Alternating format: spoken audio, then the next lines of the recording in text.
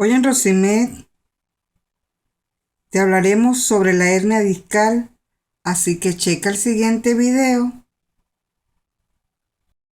Discal. Sí. Y queremos conocer inicialmente, pues, qué es y por qué se produce, por qué afecta esta enfermedad. Bueno, la patología discal es la herencia y el precio que pagamos por ser bípedos. Los seres humanos somos los únicos mamíferos que somos bípedos en la naturaleza. Nos ha permitido la evolución, pues, caminar sobre nuestros miembros inferiores y nos ha permitido dejar las manos libres para precisamente desarrollar toda esa serie de elementos que llaman la cultura.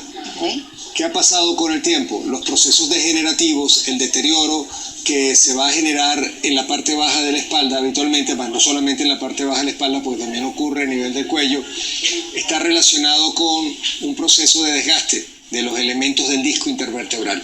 El disco intervertebral es un tejido muy particular. Él es un tejido que está conformado por unas células que no tienen la capacidad de regenerarse. Por lo cual, cuando tenemos una lesión del disco intervertebral, lamentablemente la regeneración del disco no ocurre. Ocurre la reparación de algunos elementos de su estructura por vía de otro tipo de células, que son las células fibroblásticas. Ahora, el dolor de espalda que habitualmente acompaña a los procesos degenerativos discales, o el dolor de pierna, o la combinación de ambos, porque habitualmente tenemos la combinación de esos elementos, es uno de los problemas más grandes que tiene la humanidad. De hecho, por cifras de la Organización Mundial de la Salud, es el dolor de espalda la segunda causa de consulta más común en los hospitales generales después del catarro común. Y se calcula que por lo menos el 90% de la población mundial alguna vez en la vida va a necesitar alguna forma de atención por dolor de espalda. Cuando hablamos de alguna forma de atención nos referimos a un analgésico, dejarse un día sin trabajar o ir a un proceso de terapia física o inclusive ir a un procedimiento quirúrgico.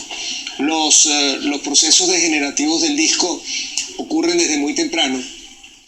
Nosotros en el hospital tenemos pacientes con 10 o 11 años de edad que ya hemos visto cambios degenerativos discales, pero ciertamente tienen un pico, una edad pico, donde ocurren estos procesos que ocurren entre los 30 y los 45 años de edad, que precisamente por ocurrir en esa época es cuando tienen mayor impacto, tanto en la vida del individuo, en su familia, en la sociedad o en el medio laboral. Por eso es que es un problema de salud pública. El dolor lumbar es la primera causa de discapacidad en el mundo en los varones mayores de 40 años y es, según las estadísticas tanto nacionales como internacionales, la primera causa de incapacidad del aparato musculoesquelético. ¿Qué podría acelerar esta enfermedad? Ciertamente la enfermedad tiene una base genética. ¿Es hereditaria? Cuando hablamos de base genética. Cuando hablamos de una base genética decimos de que hay una combinación de genes que en un momento dado predispone que los procesos degenerativos sean más frecuentes. Ahora, ciertamente hay también una serie de condiciones externas que aceleran el proceso de deterioro. Las condiciones de vida externa que se saben que, por ejemplo, aceleran este proceso tienen que ver con el hábito tabáquico, evidentemente por la falta de oxígeno a las células del disco, por el trastorno de oxigenación, las vibraciones. Aquellas personas que trabajan con martillos neumáticos están expuestos a vibraciones en vehículos automotores, pero también se sabe que determinado tipo de posturas laborales o posturas que asume uno en la cotidianidad están relacionados con los procesos de deterioro. El sobrepeso, eso es muy común. Muy común el sobrepeso hoy día. El sedentarismo, definitivamente que nuestra sociedad lo ha idealizado, el sedentarismo. Todas las cosas que hacemos buscan la comodidad, desde el control del televisor hasta utilizar el vehículo para desplazamientos muy cortos. Se sabe que las personas que tienen buena musculatura compensan los efectos deleterios que pueden tener los procesos degenerativos. Toda esa serie de factores pueden contribuir en un momento dado a que la presentación clínica de la enfermedad se haga los procesos degenerativos. Toda esa serie de factores pueden contribuir en un momento dado a que la presentación clínica de la enfermedad se haga muy notoria en determinados individuos, porque no es igual, no en todos los individuos el proceso degenerativo se manifiesta clínicamente. Es decir, hay personas que tienen cambios degenerativos, pero clínicamente no los manifiestan.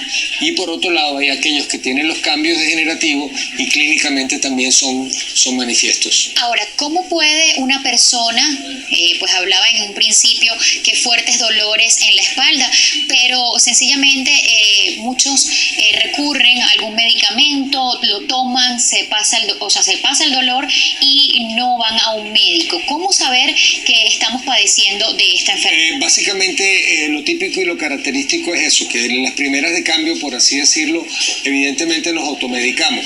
Y es muy lógico porque el dolor de espalda es algo tan frecuente, claro, que cualquiera recurre a un analgésico. Ahora, evidentemente en aquellos pacientes donde el dolor se hace recurrente, donde se hace inclusive con pocos niveles de exigencia física y cuando se acompaña de irradiación apendicular, es decir, cuando, por ejemplo, el dolor cervical, porque también hay los procesos degenerativos cervicales, se irradia hacia los miembros superiores o se irradia hacia los miembros inferiores, cuando se acompaña de adormecimiento en los miembros superiores o inferiores. ¿Eso quiere decir que es un poco más peligroso o...? Es más complejo porque te está diciendo de que no solamente tienes deteriorada la estructura del disco, sino que a su vez puede estar comprometido el nervio que pasa cerca del disco intervertebral, ya sea cervical, sea dorsal o sea lumbar. Entonces las manifestaciones apendiculares te hablan de que el proceso degenerativo, el deterioro, es mayor que en aquellos casos donde solamente decimos que hay dolor axial, es decir, hay dolor del eje únicamente, ¿no? ¿Cómo podemos evitar su aparición? Es imposible. No se puede. No se puede. Los procesos degenerativos están predeterminados genéticamente. Es tu programa genético que ya viene en la predisposición. Es como el que hay muchas enfermedades degenerativas, la artrosis, la hipertensión arterial, la diabetes, son procesos degenerativos y todos ellos llevan una codificación genética. De alguna forma nacemos, nuestro código genético nos predispone a determinadas enfermedades. Hay personas que nacen con predisposición, por ejemplo, para el cáncer de mama, nacen a predisposición para cáncer de pulmón, y hay otras que simplemente pues nunca lo van a tener, porque no tienen la predisposición genética. Ahora, definitivamente, donde podemos influir es en aquellas actividades de la cotidianidad que pudiesen guardar relación con acelerar el proceso degenerativo. Claro, hay procesos degenerativos discales o hay hernias de disco que tienen una etiopatogenia o una causa que es traumática. Entonces, evidentemente, en aquellos pacientes que tienen una actividad deportiva, por ejemplo, intensa, o en aquellas ocupaciones donde el esfuerzo físico de mover cargas tiene que ver, ahí el proceso degenerativo evidentemente pasa a un segundo plano y hay una ruptura traumática del disco. Pero hay que diferenciar entonces los pacientes que tienen procesos degenerativos, que a su vez puede haber un prolapso del disco o lo que comúnmente llamamos una hernia, de aquellos pacientes que eran previamente sanos, que tras un esfuerzo comienzan a presentar el dolor. Entonces, hay que diferenciar esos dos tipos de situaciones entre los dos tipos de pacientes, que unos aquellos que están predispuestos y aquellos que por su actividad en un momento dado hacen la lesión traumática del disco, ¿no? Ahora, ¿existe alguna operación, digamos, para hacer que esta enfermedad pues desaparezca? No, la enfermedad como tal no desaparece. Okay. ¿Se padece? No. Básicamente las metodologías que tienen que ver con el tratamiento de la enfermedad degenerativa del disco tienen que ver con mejorar la calidad de vida del paciente. Todas aquellas enfermedades que tienen base genética solamente son modificables si usted interactúa sobre el genoma del paciente. Y la ingeniería genética hoy día todavía no está desarrollada al punto de poder cambiar determinados tipos de enfermedades. Pero ciertamente hay un escalonamiento terapéutico para buscar la calidad de vida de nuestros pacientes. Evidentemente, en las primeras manifestaciones o en las primeras fases de la enfermedad, utilizamos metodologías farmacológicas, diferentes tipos de medicamentos, analgésicos, antiinflamatorios, el uso de la terapia física o la rehabilitación, los ejercicios físicos, donde quizás la natación es la reina de las escogencias en esto, porque es un ejercicio sin carga. Evidentemente estás horizontal en el agua y no hay carga. Y luego, evidentemente, vienen una serie de metodologías que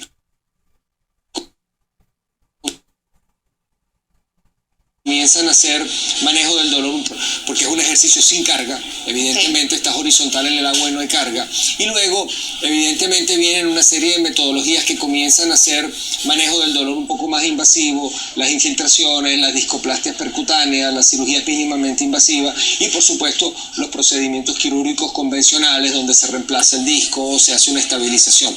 Ahora, a ese tipo de metodologías accedemos de forma escalonada. No se escoge una metodología quirúrgica sin haber pasado previamente por un escalonamiento terapéutico, que definitivamente es sano llevarlo adelante, porque en el escalonamiento terapéutico dividimos aquellos pacientes que pueden ser tratados con métodos más sencillos de aquellos que definitivamente van a requerir a un procedimiento quirúrgico. Ahora, no todos los que tienen procesos degenerativos del disco van a ir a un procedimiento quirúrgico. Si te han detectado alguna hernia discal, no lo tomes a la ligera. Tienes que ir a tu médico para seguir chequeando esa hernia. Bueno, y como ya sabes, suscríbete a mi canal Rosimed, deja un comentario o coloca un pulgar arriba si te gustó la información, ya que es lo único que nos retroalimenta para continuar con nuestros siguientes videos.